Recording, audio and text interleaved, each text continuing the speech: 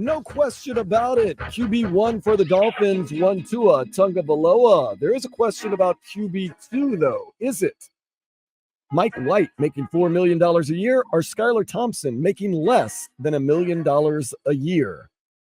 Seems to be neck and neck, and no one really differentiated themselves this past Friday against the Atlanta Falcons. But let's hear from the two quarterbacks. They assessed themselves, and were they honest? Were they pie in the sky? We're about to find out. Skylar Thompson tells us how he felt about his game. Just being able to, anticipate windows and kind of, trusting my feet. I felt like I did a good job today of just getting the ball out on time. There's a couple of plays where I had to extend and scramble a little bit, but for the most part, it felt like, getting the ball out and seeing it well has been a big, point of emphasis for me just to improve on. And, I'm interested to go back and watch the film and kind of see how that looks on film and things I did well and things I can get better at, so that's the whole point of these expedition games, is to evaluate them and get better, for everybody. So he's learning from his coach, Mike McDaniel, how to not answer a question, but I answered the question at the same time. Kind of like, well, it's about getting the ball out quick and my feet and getting it out. And I think I've been really good about that. And overall pretty good. Yeah. Ball, feet. Yeah. So what did Mike White have to say about his game? Preseason 4. That's just how it is. But what I liked about it was going into year 7, I thought it was a good op for me to be that quarterback on the field, like get everybody in and out, making sure there's no delayed games, no missed this or that. You know what I mean? So I thought it was a good op. I mean, like Coach said, we were limited to what we could run.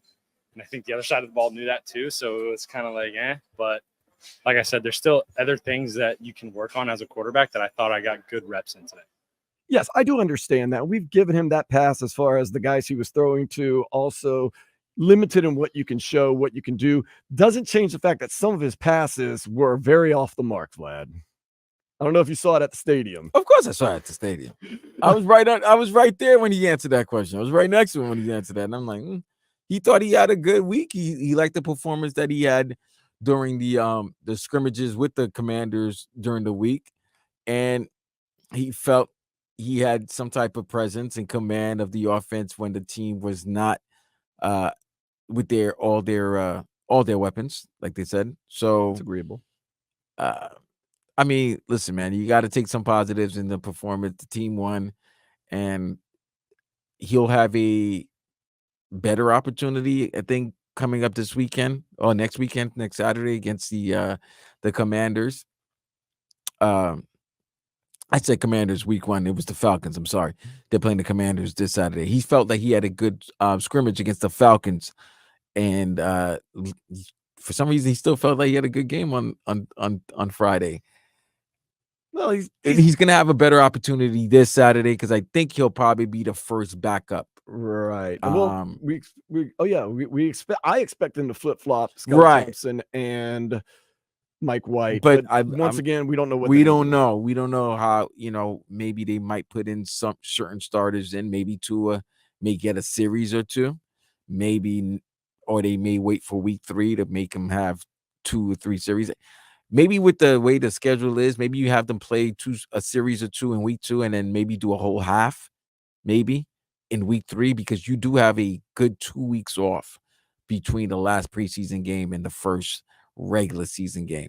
So I won't be shocked if you see Tua and some of the starters dress up and play a series or 2 this upcoming Saturday, and then maybe play a whole quarter or 2, or maybe a quarter or a half in the final preseason game. In the meantime, though, we continue to talk about who will be quarterback number 2. Mike McDaniel weighed in on what some of the factors are going to be in that quarterback battle. Every day on the practice field is monumental for quarterbacks, specifically when they're in a competition behind the starter, because you get a lot of information and you're always dispersing the reps and sometimes guys get more than others, and you have to see how they perform in both situations. So it's a balance, and I think that's important because you need to see how guys perform with the starters, the guys that our veterans that have been here for a little bit, and then some of the new guys too. So it's all important evaluation tools that we kind of combine, but there's a lot of days ahead before our last preseason game. So we have a lot of evaluation opportunities coming fast and furious. So he's saying there's a lot of opportunities. He's saying practice is really important. Games, how you do in the game is how you do in the game. And it's just neck and neck. So we'll see how it plays out. Now, one person we wanted to see play was first-round pick Chop Robinson. They've been saying good things about him in practice. Kind of a little disappointed when I heard pregame with Tobin and Solana on Game Day Uncensored that Chop Robinson would not play on Friday night. Mike McDaniel, of course, addressed why Pork Chop was not on the field. It was a situation where he probably could have gone at the same time for a guy to get his first NFL outing. He was battling through some stuff, so it was a coach's decision that was minor injury related, but he should be back soon. Minor injury related. We'll keep an eye on that. The stars of the show, though, at least on Friday night, the rookies. Patrick Paul, Jalen Wright. Patrick Paul, offensive lineman. Jalen Wright, running back. Patrick Paul played almost the whole entire game. Jalen Wright scored his first touchdown in the NFL, albeit preseason game 1.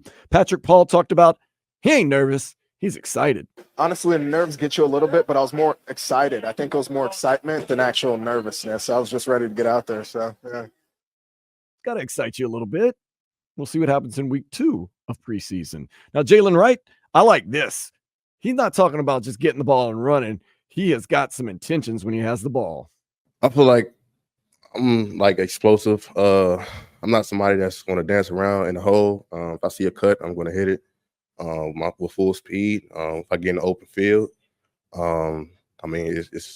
it's over with. I don't feel like nobody's catching me. I can also lower my shoulder. I have power with me. Elusive. So I feel like I got a mix of a lot of running styles. Hey, he looked like he was fast, and he looked like he was decisive. I was impressed with Jalen Wright. I also liked that he was kind of stocky and a little more physical than I thought he was going to be. He also showed that speed. Did you see when he kind of mishandled the screen pass and then reversed field and got about 12, 15 yards? I thought that was very exciting. So it's good to see the speed, it's good to see the physicality, and it's good to see week 2 against the Washington Commanders. That is going to be Saturday, 7 o'clock, Hard Rock Stadium.